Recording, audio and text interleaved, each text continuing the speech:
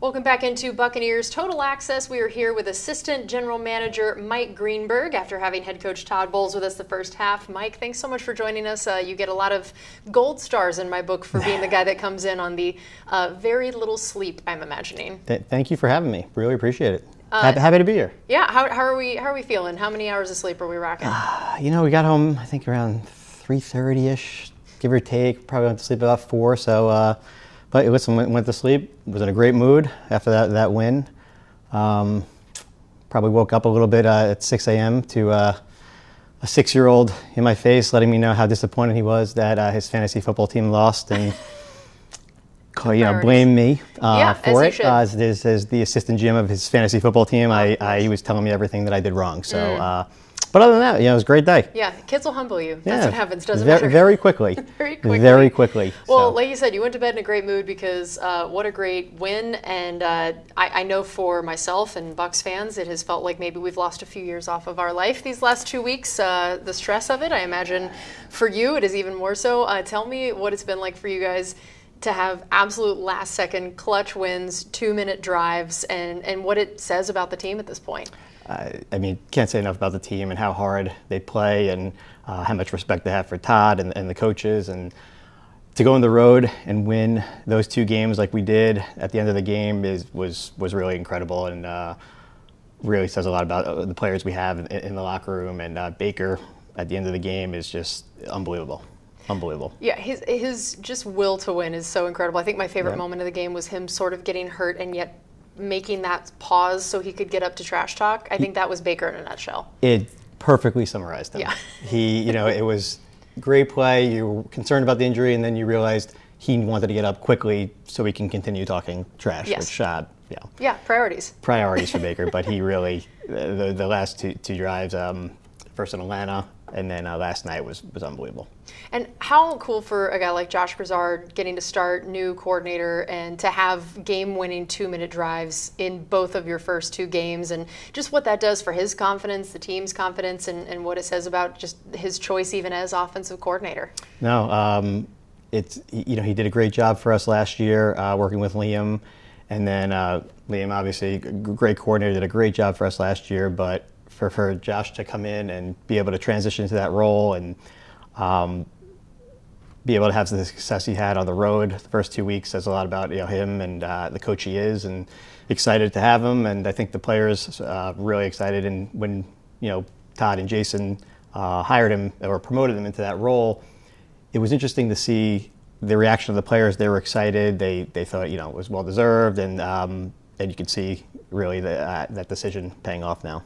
And then another decision paying off, you and the rest of the front office deciding to draft Emeka Egbuka, looking like a real solid decision at the moment. Yeah, I'm going to take credit for that one.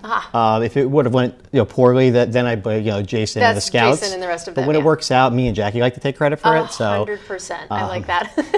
No, it just says a lot about Jason, the evaluator he is, the scouting staff, and how great of a job that they've done over the past a lot of years now in a row, and it doesn't surprise me that they hit on another one. And what a great player, a great kid. So we're really fortunate to have him, and it's been really fun watching these first 2 weeks. I know there was a lot of hype about him.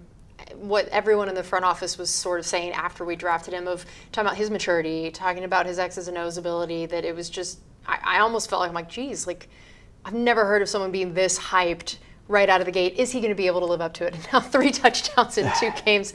Did even you guys imagine that he would be setting the world on fire this quickly? Just, being in some of those meetings and hearing the scouts talk about just the type of kid he was, and the comp that they kept really referring to was Chris Godwin. Mm-hmm. And I remember Jason being like, well, to have another Chris Godwin, that's a home run. Yeah. And just the type of guy he is and how his work ethic, it doesn't surprise me that he's having as much success as he's had. But even this summer, just listening to guys like Mike Evans and Chris Godwin talk about him from being in the meeting rooms and how impressed they were with him, you can tell that we had something special. Yeah, I love that. We're talking to Assistant General Manager Mike Greenberg. Rashad and Bucky both had great games last night. What was it like to watch the two of them really get going? You have Bucky just incredible runs, and then Rashad, and not only just the fumble recovery, the game-winning touchdown, and just what it's like to have two backs like that back there, what that does for your offense.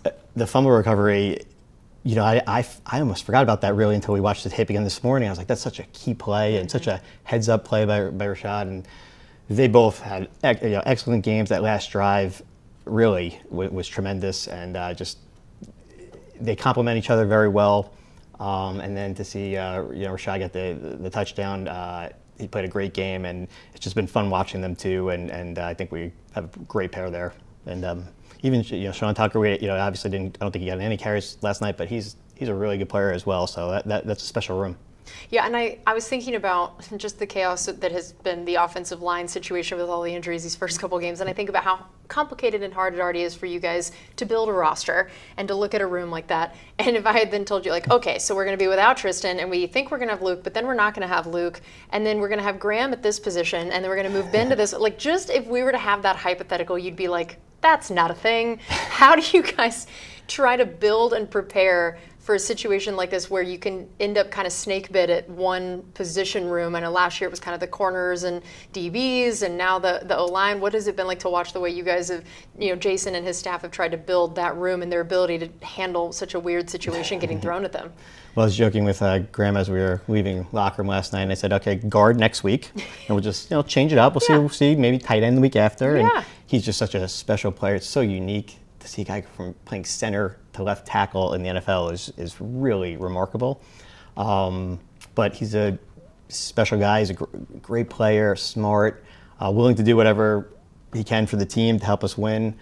But then really, obviously he was great pick by Jason and the scouting staff. But then you look at a guy like even Michael Jordan that we picked up this summer.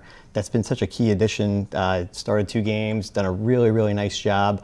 So credit to the scouting staff and Jason, just always looking for who else we can bring in, who else is out there that may be able to help us. And hitting on Michael Jordan, just signing him this summer, it has been really, really beneficial. And I don't know if we win these first 2 games without the play that we've had from him. So that's huge. And I was thinking about Luke, and I know he's injured at the moment, but you had Luke and Zion both get signed extensions fairly recently, and so congrats on that. I know that's always a lot of work for you and Jackie and your department. So tell us a little bit about some of the things that went into those and just the excitement of having those 2 guys be able to know that they're here long term. That's really the goal, is for the scouting staff to pick the right players, coaches develop them, and then for me and Jackie and Jason to pay the players, extend them, and keep our own. That's when you really kind of have success, when you kind of can hit on all 3 of those and keep your own players. So it was important for us to get those 2 done and continuing to keep our own guys that we've drafted and developed, and that's really the long-term strategy to success in this league is really reward your own players that you've drafted and developed. Yeah, and I mean, you guys have just done an incredible job. It's been amazing to see the number of players that are homegrown on this roster, and especially compared to a lot of the others. Where do you think that success has come from over the years? I mean, you've now been here a long time. Jason has been here a long time. What specifically for the idea of building through the draft have you guys grown in that area? I think, and Jason has talked a lot about this publicly, that if at the beginning, when he was GM, those first few drafts, there's mistakes along the way that he made that I know he picked here or there that he really liked to take back. And what makes Jason such a great general manager is he is always looking at himself and looking at the staff and how can we improve, how can we get better. And I know a lot of it was he thought he was taking too many risks on character guys. So we sat down in the offseason, he said, okay, we're not going to do that anymore. We're going to take some of these guys that may be really talented players that maybe more talented than even some of the players that we're taking, but we feel so confident in the character on the guys that we're more comfortable taking these. These are more of our type of guys. And I think since we made that adjustment and Jason made that change, you've gotten that's a lot of the success we've had, that we've been able to find these guys that love football, that are good people, great in the community, smart, wanting to get better. And I think that's really a big key, like just picking the right people for this organization. And a lot of that goes to Jason just examining what he thought he was doing wrong, what the organization was doing wrong, and not being scared to change and admit that wasn't the right path. And I give him a lot of credit, and that's honestly why he's been such a great GM. And I know one of the big reasons people are always trying to build through the draft is also the fact that you get players for several years on a little bit less expensive deal, right? That it's a lot easier for you to do your job when you have more people that are on rookie deals on a team at any given time as compared to maybe a lot more expensive veterans, and you're trying to make everything work. So how does it factor in for you guys in that sense of trying to build through the draft and the ways that can potentially make your job easier? So, a few years ago when we were, after, won the Super Bowl, we were kind of all in with Tom Brady and kept pushing some of the cap charges down the road. Really the only way to get out of that is to draft well. And that's it, because you touched upon it. You have to hit on some of these draft picks that the salaries are lower for. You have them for 4 first-round picks, 5 years. Undrafted players, you gotta hit on some of those, and that's really the only way to, one, get out of cap trouble, but then sustain it for the long term. So you can't really just go into free agency and pay all these guys top dollar and bring them in. It's not a model that works. So you have to hit on those draft picks, and that's the way to really have a healthy cap and long-term success. So that's why the draft is so important to hit on those players. All right, we're going to take a quick break here. We're going to be back with more Buccaneers Total Access with Assistant General Manager Mike Greenberg, brought to you by Advent Health. This is Buccaneers Radio. We are back here on Buccaneers Total Access. I'm joined by Assistant General Manager Mike Greenberg. So we were talking before the break about just the importance of building through the draft. And tell me, this year's draft, we talked a bit about Emeka, but several other guys I know the coaches are very high on. So what kind of stands out to you guys so far about what you were able to accomplish in this year's draft? I think we definitely brought in some really good defensive backs. You saw that last night. That became apparent.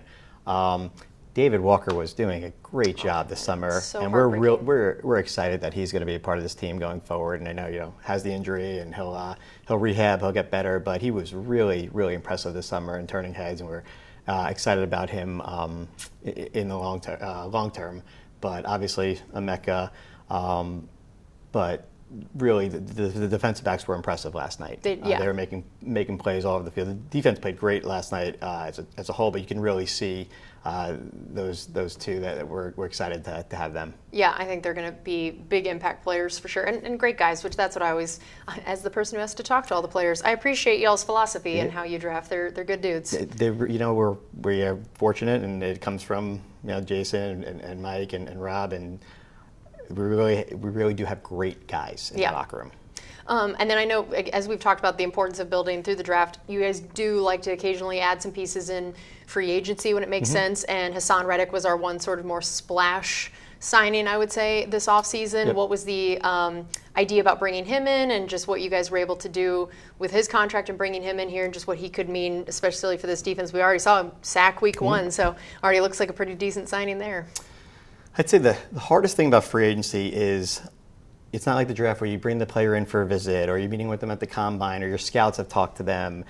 Free agency moves so fast. A lot of times you're taking a chance on a player that you may not know. So our coaches, like Larry Foote, had been with him, and so we knew the person from our coaches. We knew that they felt comfortable with the guy, and obviously a talented player had a situation last year with the Jets where he didn't play the majority of the year, so we didn't really get to see a lot of that last year. But just that some of our coaches knew him, and it made it a little bit of a safer bet in that situation, because they had been around them, and they were comfortable bringing him in and knew he'd fit in with the locker room. Yeah, and I know also this offseason was when you got your promotion, which I don't think I've had you on my shows or talked to you since then, so congratulations. Appreciate very it. well deserved. For people who are like, what does an assistant general manager do? And wait, there's multiple of them. How does this work? Kind of give people the high level view of, at the top of the front office staff, how you guys each divvy up your responsibilities and how your role has changed and evolved here over the years. Yeah, so I actually got brought in 16 years ago now as half. When you were 10, obviously. Yeah, obviously. To do half personnel and scouting and half salary cap. Now, I probably was one of the worst scouts that we've ever had in the history of the Tampa Bay Buccaneers, but what it did do was they taught me how to scout, how to watch tape, how to speak the language, how to, when I read the reports, how to understand what they're saying. I know the terminology.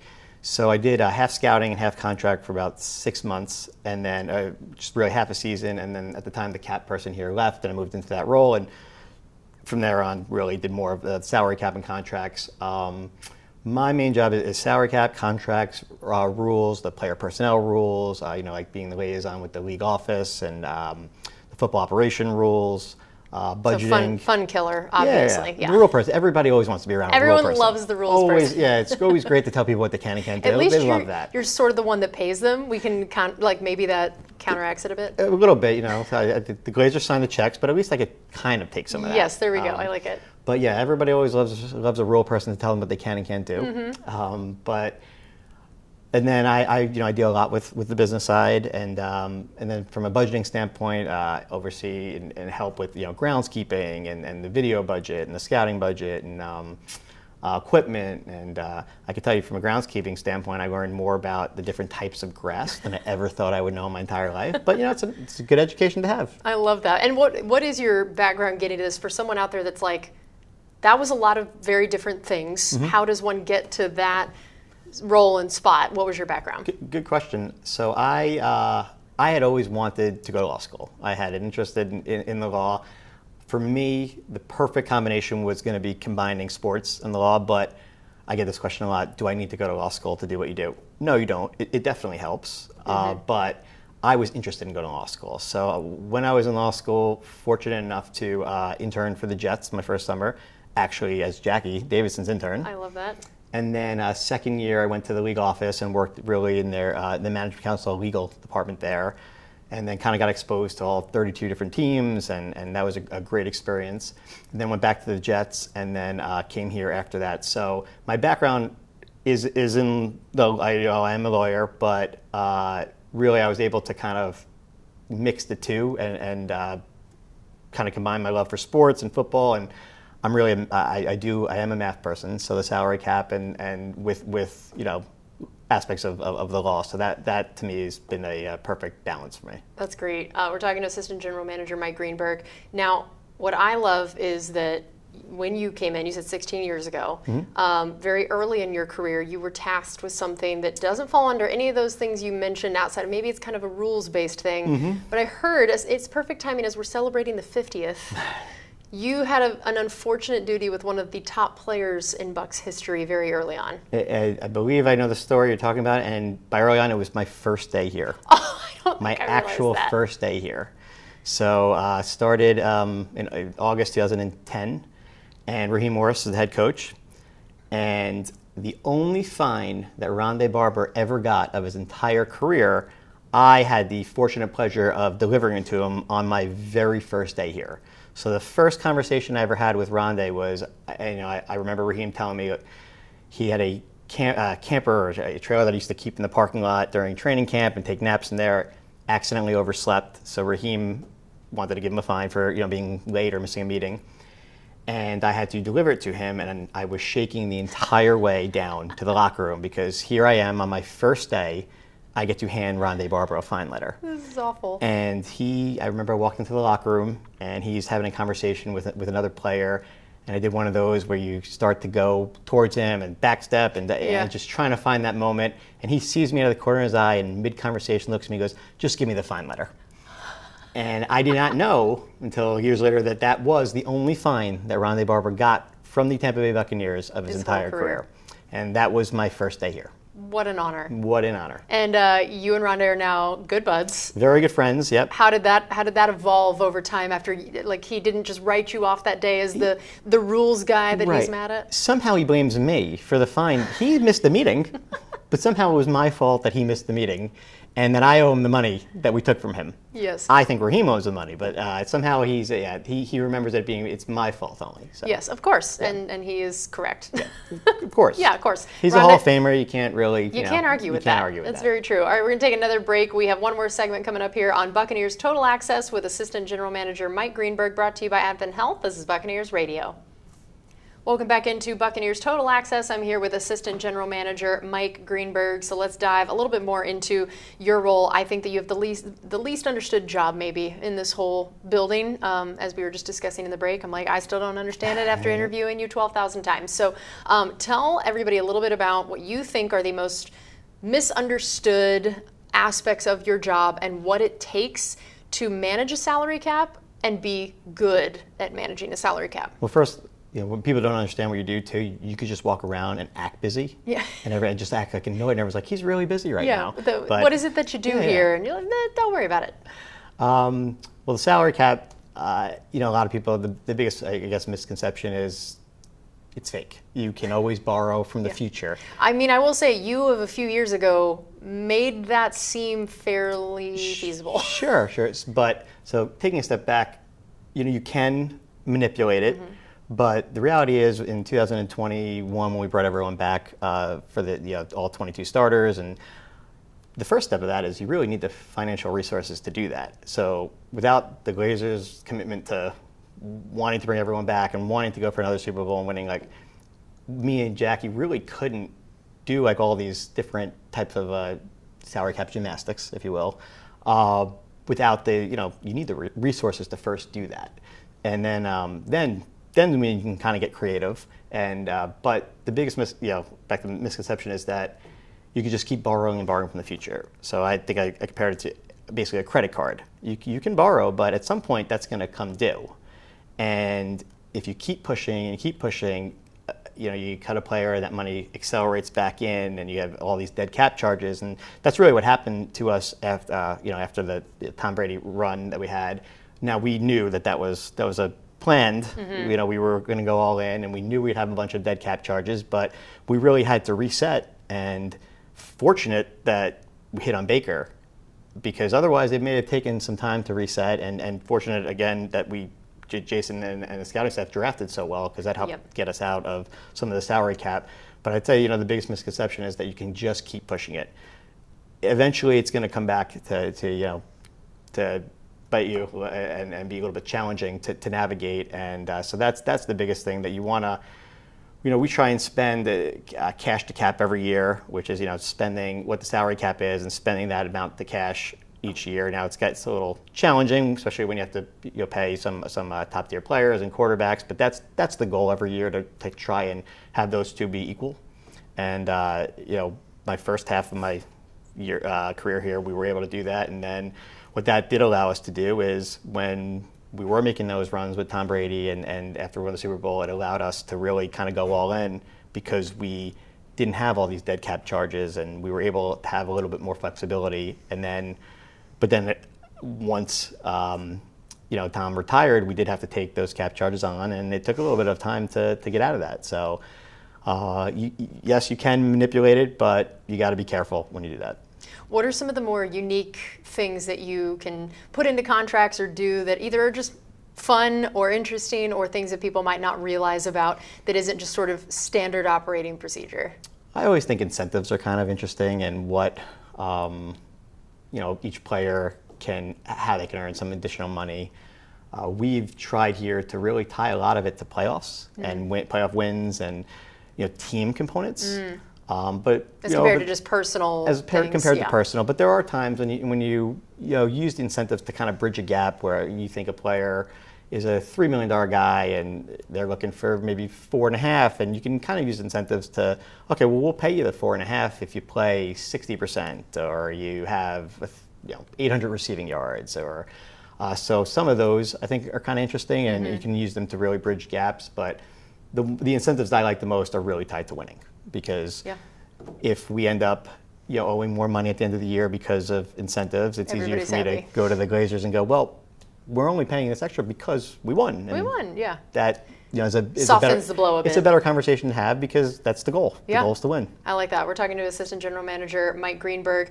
You've mentioned Jackie Davidson and the way you two have worked together for a very long time now. So tell everyone a bit about her role, the way she works alongside you, but then some of the things that she does uniquely in her role as well. She's a pain, right? Yeah, she's the worst. I hope she listens. So Jackie is wildly intelligent.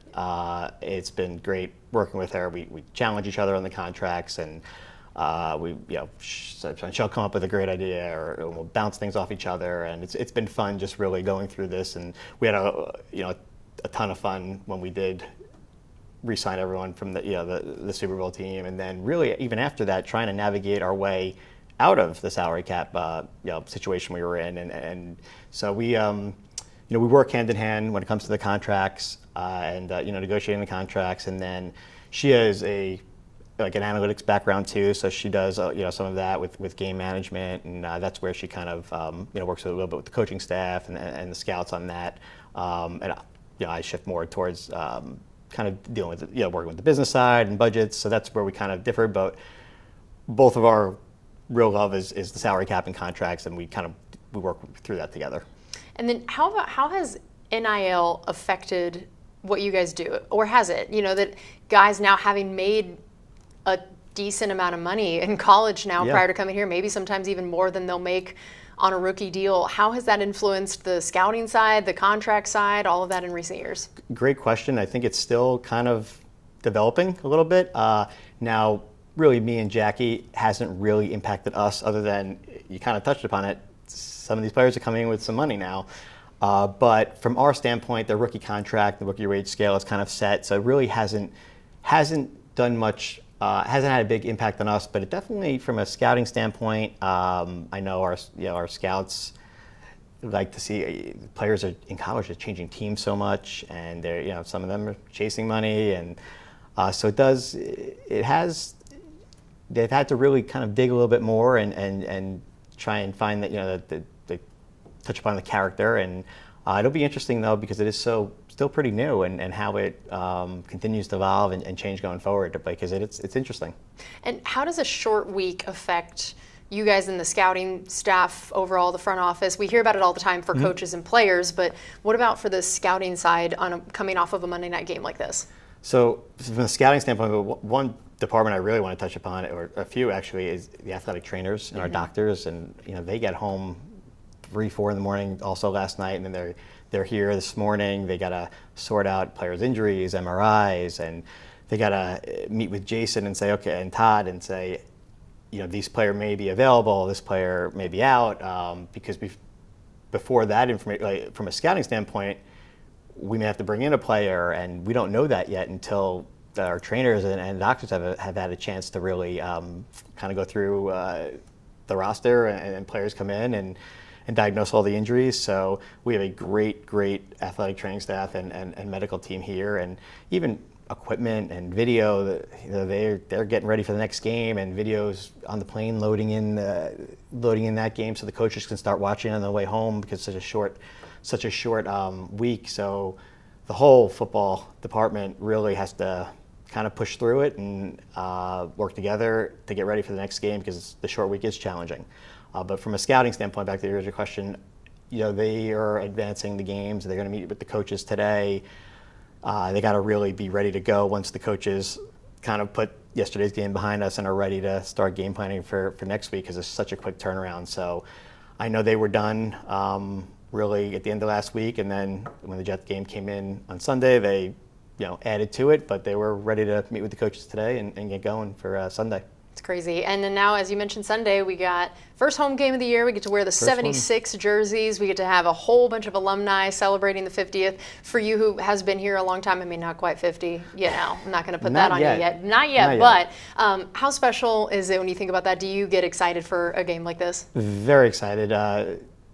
Excited to be home. Yeah. I was excited, but just excited. The 50th year, the 50th anniversary. It's really been special from what we've had, the event we had a few weeks ago, that as much as it pains me to compliment you so much, you were outstanding. Absolutely outstanding. Thank you. I appreciate that. But you could feel like the energy and excitement in the building, and everyone's just really, really excited. And the fact that we're 2-0 is pretty great too. We'll have a lot of alumni here, as you mentioned. I may give Rondé Barber a fine letter if I see him. Absolutely. What are we finding him for? I don't know. We'll find something. We'll make something up. But the jerseys are great. They're really, they came out great. So it'll be exciting, and hopefully we'll be able to get a win. And where do you watch the game from? I am actually on the sidelines now. I'm our football ops rep, so I deal with the leagues. If anything comes up, it's easier to kind of be down there. plus I really just enjoyed being down there and watching from there, and so I'm happy to be down there. Yeah, you're like, if I'm going to work in football, I want to be. I might as well be down there. Might as well be down there. Makes up for all the behind the computer contract work. It's the closest that someone my size will get to being on an NFL I team. love it. Well, Mike, thank you for coming in here on like 0 hours of sleep. We just really appreciate it. You made our day here. Thanks for having me. This has been fun. All right, that's going to do it for us on Buccaneers Total Access with Assistant General Manager Mike Greenberg. This is brought to you by Advent Health. This is Buccaneers Radio. We'll see you next week.